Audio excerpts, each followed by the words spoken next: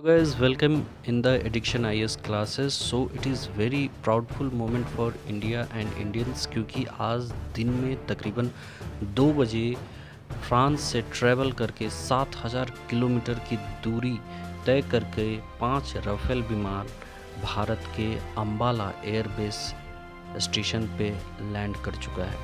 चीन के साथ जारी तनाव के बीच राफेल के भारतीय वायुसेना में शामिल होने को गेम चेंजर बताया जा रहा है। हालांकि चीन की वायु शक्ति को कम आंकने की ज़रूरत नहीं है, लेकिन सवाल उठता है कि आखिर क्या राफेल के सामने उसके J-20 फाइटर जेट्स टिक पाएंगे।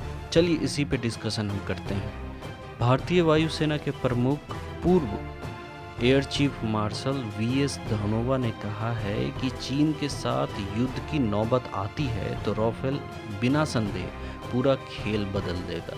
उन्होंने इंटरव्यू में कहा कि अगर भारतीय वायुसेना दुश्मन के हवाई सुरक्षा को भेदने में कामयाब हुई तो होटन और गोगर एयरबेस पर चीनी युद्ध विमानों का निस्तो नाबूद होना बिल्कुल तय है।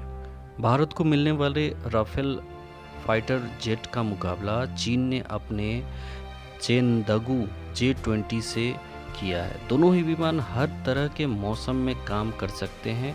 आइए जानते हैं दोनों में कौन कौन सी ऐसी बातें हैं जो इसे पावरफुल बनाती है। So Indian Rafale versus Chengdu J-20। Rafale लड़ाकू विमान आज भारतीय वायुसेना में शामिल हो चुका है और राफेल के जुड़ने के बाद इसकी ताकत दुगनी हो गई है। यानी भारतीय वायुसेना की ताकत जो एशिया में पहले से काफ़ी मजबूत और सुदृढ़ मानी जाती है और वो अब काफ़ी बढ़ जाएगी। यह एयरक्राफ्ट भारत को जम्मू कश्मीर और लद्दाख के दुर्गम पहाड़ी इलाकों तक ऑल वेदर एक्सेस देगा। यानी कैसा भी वेदर हो, मतलब टेंशन लेने की बिल्कुल ज़रूरत नहीं है।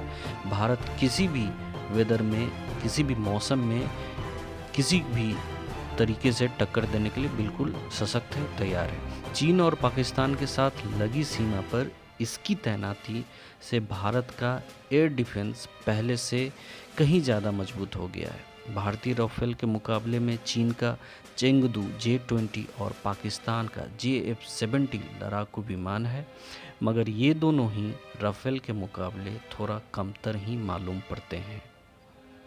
राफेल और J-20 दोनों ही single cylinder twin engine aircraft हैं, जहां चीनी J-20 का मेन रोल स्टील्स फाइट का है, वहीं राफेल को कई कामों में लगाया जा सकता है। चीन का जो J-20 का यूज है वो बेसिकली दुश्मन पर नज़र रखने के लिए करता है, लेकिन राफेल की निगरानी के अलावा सोटीज़ और अटैक में भी आसानी से इसका यूज़ किया जा सकता है। राफेल को भारत की ज़रूरतों के हिसाब से मॉडिफाई किया गया है, जो इसे J-20 पर थोड़ी बढ़त देता है। चीन का J-20 विमान राफेल के मुकाबले भारी है। राफेल यहाँ अधिकतम 24,500 किलो वजन विमान सहित कैरी कर सकता है, वहीं J-20 34,000 किलो से लेकर 37,000 किलो वजन ले जा सकता है। राफेल की रेंज 3,700 किलोमीटर है, जो J-20 से कहीं ज़्यादा है।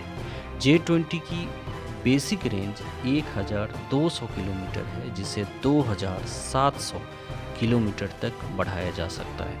दोनों ही लड़ाकू विमान अपने साथ 4-4 मिसाइल ले जा सकते हैं। दोनों ही टॉप स्पीड भी लगभग एक जैसी है।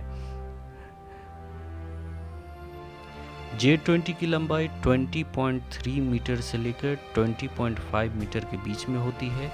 इसकी ऊंचाई 4.45 मीटर और विंग स्पैन 12.88 से लेकर 13.50 मीटर के बीच है, जबकि राफेल की लंबाई 15.30 मीटर और ऊंचाई 5.30 मीटर है। राफेल का विंग स्पैन सिर्फ 10.90 मीटर है, जो इसे पहाड़ी इलाकों में उड़ने के लिए एक आदर्श एयरक्राफ्ट बनाता है। विमान छोटा होने से उसकी मैनूवरिंग में यानी इसको मैनुअली चलाने में काफ़ी आसानी होती है।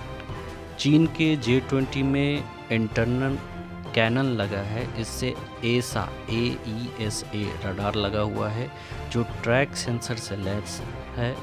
चीन का दावा है कि इसमें passive electro optical detection system भी है जिससे पायलट को 360 डिग्री कवरेज मिलता है। इस विमान में चीनी मिलिट्री सैटेलाइट्स और कई ड्रोन्स का डेटा एक्सचेंज किया जा सकता है। चीन इसमें PL-15 medium to launch range missile का टेस्ट कर चुका है। इस मिसाइल में जो रडार है उसकी रेंज 200 किलोमीटर से ज़्यादा है। इसके मुकाबले भारत के Rafale beyond visual range missile से लैस होकर आ चुका है और यानी बिना टारगेट प्लेन को देखते ही उसे उड़ाया जा सकता है। राफेल में एक्टिव रडार सीकर लगा हुआ है जिससे किसी भी मौसम में जेट ऑपरेशन करने की सुविधा मिलती है। स्पेंसर मिसाइल या स्टॉर्म शैडो जैसी मिसाइल किसी भी बंकर को आसानी से तबाह कर सकती है। इसकी रेंज लगभग 560 किलोमीटर होती है। राफेल परमाणु हथियार ले जाने में भी सक्षम है। यानी निश्चित तौर पे हम कह सकते हैं कि राफेल के आ जाने से भारतीय वायुसेना को एक नई ताकत मिल चुकी है जिससे वो किसी भी देश का खुलकर सामना कर सकता है। खासकर चीन जब इस तरह का बॉर्डर टेंशन क्रिएट करता है तो वो पाकिस्तान और चीन दोनों मिलकर भारत को कुछ भी नहीं बिगाड़ सकते हैं। और भारत की इस कामयाबी पर हम भारतीय सरकार को और भारत को सत नमन करते हैं और आशा करते हैं कि भारत हमेशा अपने मार्ग पे अग्रसर रहे। और विश्व शांति की कामना हम जरूर करते हैं, लेकिन ये बात भी सत्य है कि अगर कोई हमारे घर में घुस के हमें ललकारता है तो हम भी चुप बैठने वाले नहीं हैं।